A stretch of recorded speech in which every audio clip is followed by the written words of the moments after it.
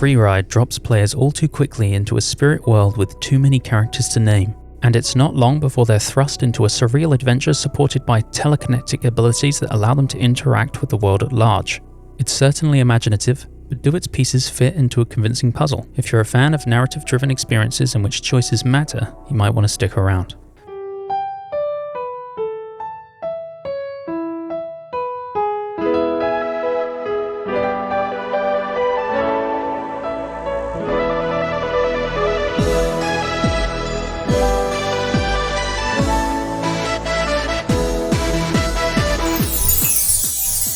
But first, head over to patreon.com/idreamofindiegames where you'll gain Discord access to the greatest indie gaming community, enjoy early ad-free shows, receive our new podcast 3 days early, get a shout out at the end of every video we produce and more. But best of all, you'll be supporting indie visibility. Your new indie gaming community is waiting for you. FREERIDE describes itself as an RPG, which may not fit everyone's description. There's no character progression at play here. This title is more about the characters, branching paths, and multiple endings, and much less about, well, anything else. Most of the runtime is spent meandering around and talking to characters, occasionally engaging in combat or experiencing unique interactions. Some of this FREERIDE does well, but its separate parts don't always meet as a whole.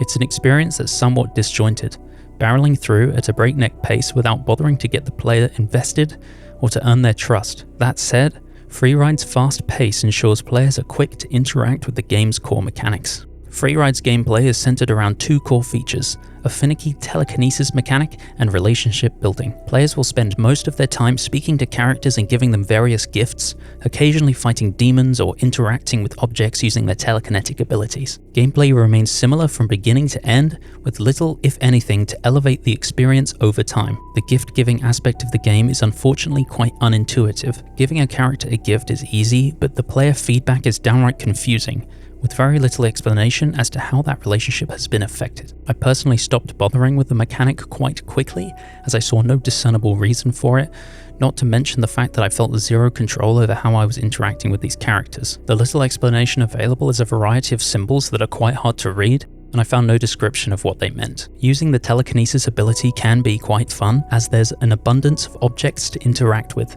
However, rough-edged environments and some frustrating camera angles can make it more tedious than fun. This is especially so in the rare case of combat, where players are expected to defeat enemies by chucking objects at them telekinetically. FREERIDE isn't a gameplay-focused experience, and honestly, this combat system felt entirely out of place, unnecessary, and again, quite tedious. When combat isn't ensuing and the story isn't moving, players are left to explore whichever region they've been dumped in. These regions and their unique environments are perhaps the biggest strength of FREERIDE, with some serious creativity on display. Furthermore, the dozens of items strewn about make for plenty of tactile interactions with the telekinesis mechanic, even if it's relatively meaningless. My only complaint with exploration is the lack of camera controls, at least any I could find. Not being able to choose which direction the camera is facing can make navigation a little confusing at times. Honestly, the highest peak of FREERIDE's gameplay for me was the sparsely used rhythm game. With such an excellent soundtrack, it's a pity that these sequences weren't employed more frequently. FREERIDE takes absolutely no time setting up its narrative or world.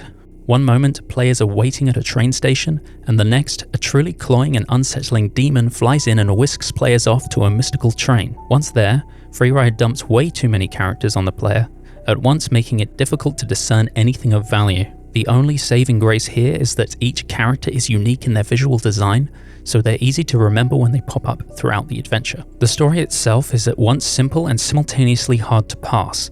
The actual plot, beat by beat, could be laid out very quickly. The meaning behind it, the actual motivations of characters, it all works with implications and small nuggets of dialogue. As a result, the narrative itself is often shallow and thinly written.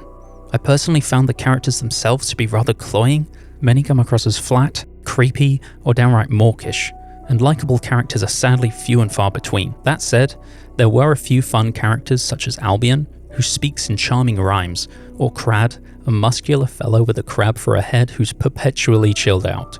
To put it simply, FREERIDE's story is just a bit of a mess, told in a way that doesn't care about laying foundations. It's just in too much of a rush to show the player its next set piece. To make matters worse, it doesn't really stick the landing. At one moment during the final act, I felt like things might end on a high, but FREERIDE drags out its ending well past its peak. All that said, there are a total of 4 endings, and the game has clearly been designed with multiple playthroughs in mind. There is even a personality test built into this whole experience, but it comes across as little other than extra flavoring, and I found myself caring little about the smoke and mirrors surrounding this mechanic. FREERIDE's sound design is well implemented. Unique dialogue sounds, bubbly UI chimes and crunchy footsteps. It rarely gets in the way and it fits the presentation, allowing for a little synergy with the visuals and overall style. The music is by and large full of charm, playful chimes, bobbling keys, wandering synths, echoing and almost cozy at times. Above everything else, this music evokes a sense of place. It's easily my favorite part of the game. Visually, FREERIDE is a treat. It brings to mind the colorful art of Okami, but remains unique. It's colorful, sketchy, and appropriately dreamlike, and the aforementioned character designs are decidedly memorable. The environments are a particular standout, with many imaginative ideas dotted throughout.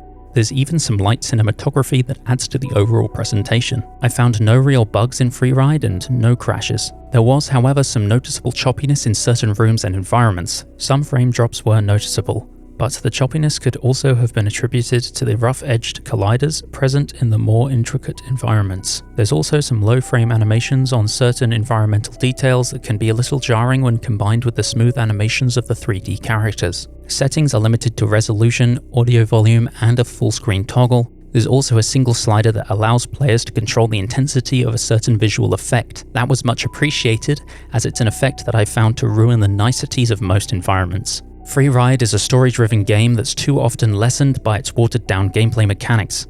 Some players may enjoy its writing style, but it's an acquired taste that I wasn't fond of. Many characters can come off more cloying than anything else, and the majority are simply unlikable as a result. A shame, because they are, if anything, memorable. For a title that prides itself on narrative, FREERIDE is all too messy to provide a coherent experience, doing little groundwork to keep players engaged from start to end. What it does offer is creative and colourful visuals, a light-hearted tone, and a heartfelt soundtrack. Here at I Dream of Indie Games, we believe that games are so much more than a number. That's why we have our 3 Genie Lamp tier system. A bronze lamp represents a good game with quite a few issues, a silver lamp is for a great game with just a few small issues, and the elusive golden Genie Lamp of approval is for those essential releases you can't afford to miss. We also have the Rusty Lantern for titles of fair quality, titles that aren't broken but not fully recommended. There's also the dreaded Indie Krampus reserved for the games you should avoid.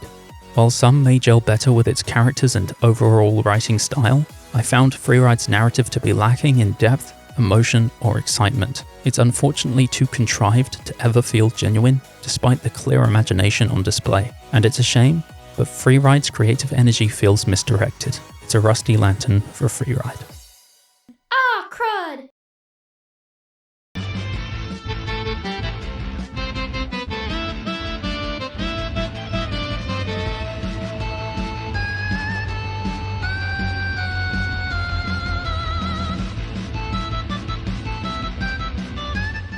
For far too long, you, the gamer, have been denied honest gaming coverage. Indie developers and publishers have lost their voice, but no longer. Like the video, subscribe to the channel, and head over to patreon.com/idreamofindiegames to join this epic campaign for indie visibility. The echo chamber trembles as our message grows louder. Voice to the voiceless.